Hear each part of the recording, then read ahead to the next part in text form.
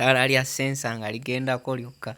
Weetaaga eyo transistor, eyo transistor B547, ne weetaaga eyo sensa gye bayita passive infrared motion sensor. Eyo nga bw'ogiraba bagita passive infrared motion sensor. Eyo buli ekitambula kati eyo ye circuit diagram yaayo singa oyagala gikolera ewaka.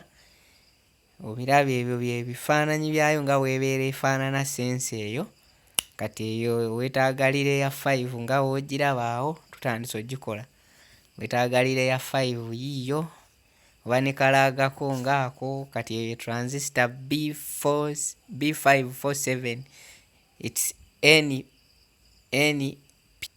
NPN transistor nga bw'ogiraba. N'okwata collector n'omwokya kugulu kuli okwalire kuli okweri okusooka okwalire eyo n'okwokyako bulungi, n'ofuna resistor ya 1K. Eyo resistor n'agyokeza kawaya 1K, n'ogyokya ku base owa transistor, n'ogyokya awo ku base nga bw'olaba nkikola.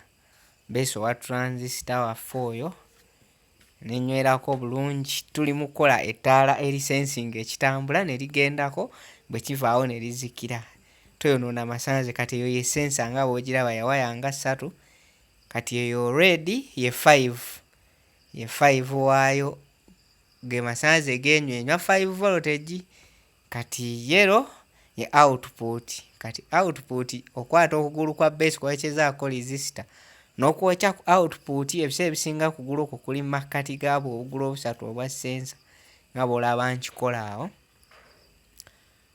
Kati oyo negative ku emitter owa transistor, oyo ye emitter kuba etise eyo gundi ya waya 3, ya magulu 3, base, collector, emitter. Kati collector twamwokyeza wali kulire, emitter ne tumwokya ku ground. Kati nga olaba tukikoze, kati kiba kiwedde. Awo ogenda kusibako obusibika kyajjako kitundu okutesitinga.